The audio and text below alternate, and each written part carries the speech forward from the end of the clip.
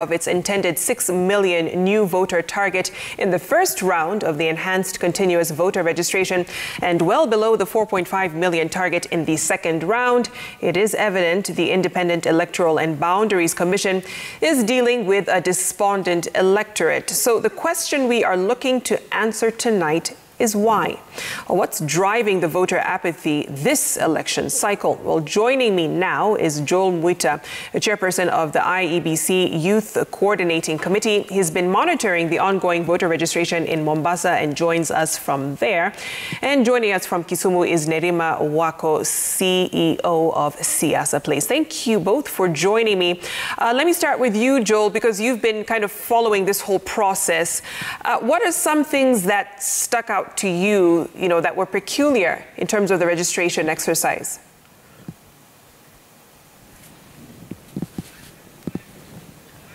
Unmute your mic, Joel. We can't hear you. All right, let's head over to Nerima as we get Joel back online. But Nerima, I mean, you've been doing a lot of work in the grassroots. From what you've seen compared to other election cycles, is this voter apathy in your view? Yes, thanks, Victoria. Good evening. There is voter apathy, but I wouldn't say that it's just voter apathy. This election is a little bit different because we do see that there's not much ongoing in terms of encouraging people to get out and vote, as we've seen in previous years. But it also means that we don't have a president who is defending his seat. So there's not much state machinery going around in terms of encouraging voters. So a lot of people are doing it out of their own volition. We've seen IEBC struggle with their funding and even requesting for them to get more funding for this second mass voter registration. So we do see youth say that they don't like the leaders that are there. What's the point of it? But the peer-to-peer engagement, we're seeing a difference. We also see now there are a lot more young people who are rushing last minute, but there's a difference. And even in terms of the cost of living, people feel frustrated. The economy is terrible. The cost of living is high. So a lot of them feel that there are issues at hand that are of concern to them, and the election is just not one of them right now. Let me bring Joel in there. I hope you could hear Nerima and just some of what she said in terms of sensitization being an issue, funding for the IEBC. But, from what you're seeing, what were some things that, were glaring issues with people coming to register? Did they voice some of their grievances? Yes, I hope everybody you can hear me now. Yes, you're audible. Go ahead. Thank you so much. I really concur with what Nerima has just said. And there are a lot of issues that young people are also talking about. When we are actually allowing young people to come out and register as voters, number one, they are saying that they don't foresee any significant change with the leaders that they will choose because they have been disappointed before. And this actually makes them really feel that it is going to be very difficult for them to get out and cast their vote. Number two, it is also the issue of bad economy. Very many young people are really struggling in terms of how they even can feed their families and how they can live. You can see the rate of unemployment in this republic is quite high. So most of young people are saying we've really tried, we've voted before, and as young people, we are not put as the first stage to ensure that we really participate in this particular election. And also another issue, Rubadiri, you can see that the elected leaders have not taken this particular period very serious and urge young people to come and out and vote. And there is a young person who said there are some parts of this Republic of Kenya where they really listen to the elderly in the community to tell them, kindly go out and vote.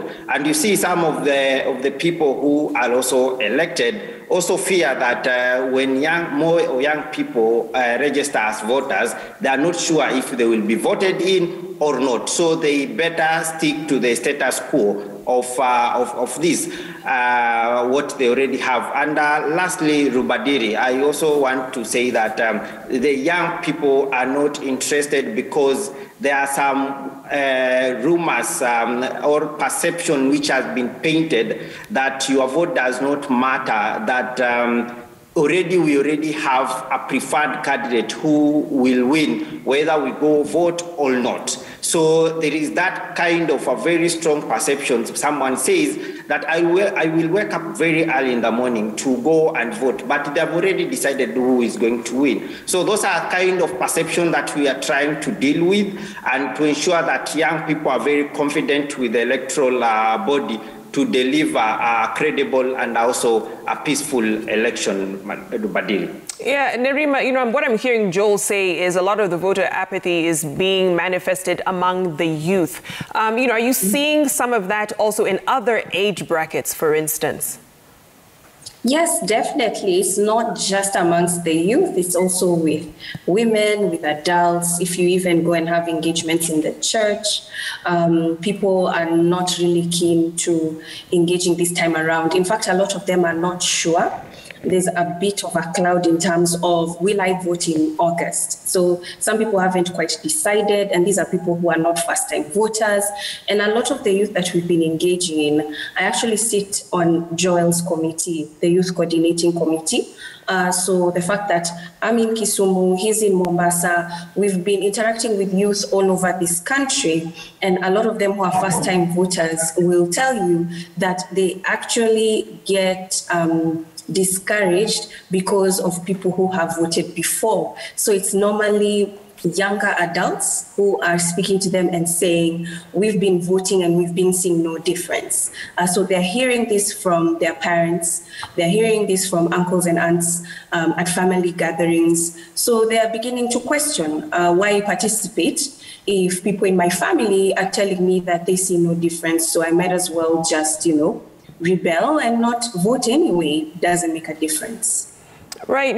As we're looking at some of the issues coming up during this election, I've heard both of you talk about the economy, cost of living being another. But, when you're talking to young people across this country, what other issues are they raising? I know also, Joel, you mentioned them not having faith in the crop of leaders that has been presented to them right now.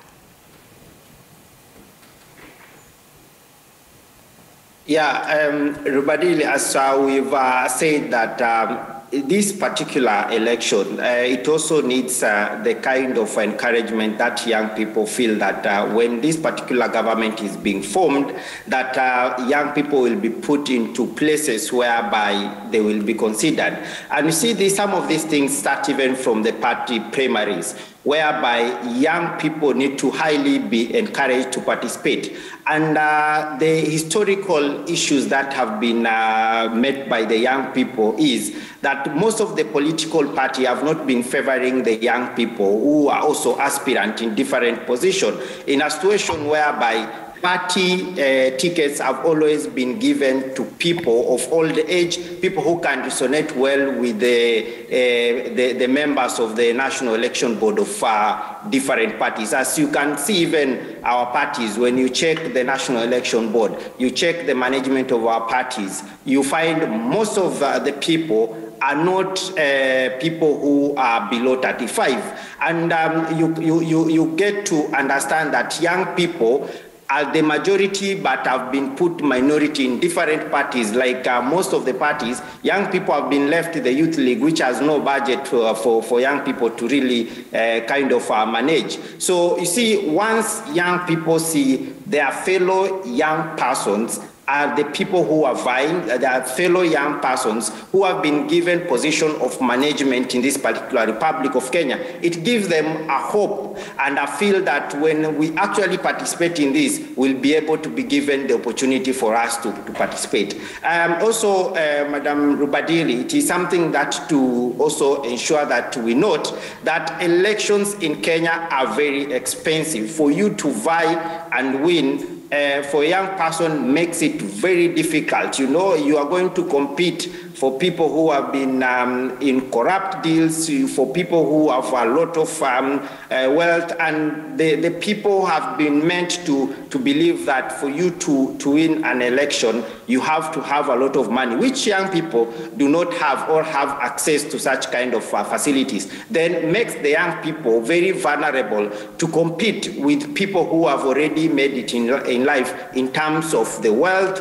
the kind of connection that they have. So there is a need for young people so that we can come out together and see if we can change the mentality of money issue and the budget when you are doing the campaign, so that young people can really come out and really participate as aspirants, as candidates, and when the government are being formed, that young people can be given a bigger and a good position. And I can give you an example of Dubai, where the ruler of Dubai had to put a 27-year-old person to be a minister in charge of intelligence. So it is good for this Republic of Kenya. We also have to put young people in places of influence and position, whereby young people can as well see the light, and it can make them also feel free when they are participating in such kind of events. Right, so issues of representation, campaign funds, at least for those who will be vying for seats. But,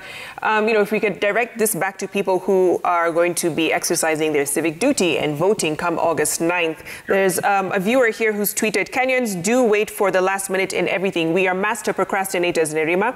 And which brings me to my last question in terms of how do we start to develop more active and engaged citizens? It has to be a continuous process, because we know we're going to have an election after 4 or 5 years. And we're still a struggle in terms of the civic education and not doing it just a few months before an actual election. And something that we need to be wary of that we're going to see in the future of our elections is the transactional registration, where now, because of that limited and lack of education, we have people who are taking advantage of that ignorance. So they are basically paying people to go and register. And because of the economy being so bad, which we've talked about earlier with my colleague Joel, then there are youth who are going for that alternative. And there's a lot of transfer of votes. And so what's that going to mean? Where people have transferred, but on actual voting day, they might not be able to go vote because they don't live there and they are not going to be able to go to that center. And so that's going to have a huge shift. And there's also something else that he mentioned in terms of aspirants, where those who are incumbents, they don't want new voters because it completely changes their numbers. They have to now go out, convince a new crowd of people, a large number of people. It's also extra resources. So when they see that it's a low turnout, they're happy because they have those who voted them in still remaining, hopefully, as loyal campaigners and supporters. So all they need to do is to go back to those bases. So that's also going to change the dynamics of our elections, which I think is going to be quite interesting. So I think boiling down to that, since we're already seeing this shift, if we don't take care of our education, if IEBC is not supported with funding throughout, not just this abrupt funding just toward an election, then we're going to see a huge shift in terms of apathy as well. Because people, especially young people, are not seeing the direct linkage between bad governance and bad leadership and the terrible economy that we're seeing. So they have to select better leadership, better characters in these positions. And that conversation, as I mentioned, does have to be continuous. No, absolutely. That civic education conversation certainly should be coming in between the election cycles, not just when 2022 rolls around. Thank you so much, Joel and Nerima, for your time and insights as well. Certainly something we'll be following as we roll forward to the August 9th general election. On that note, let's take a short break. We'll be back with the sports news. Stay with us.